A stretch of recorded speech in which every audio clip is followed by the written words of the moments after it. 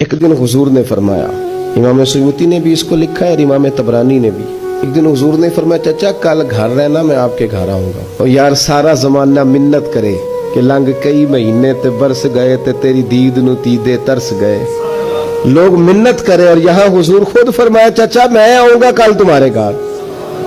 نرخ بازار محبت کا انوکھا ہی ہو گیا۔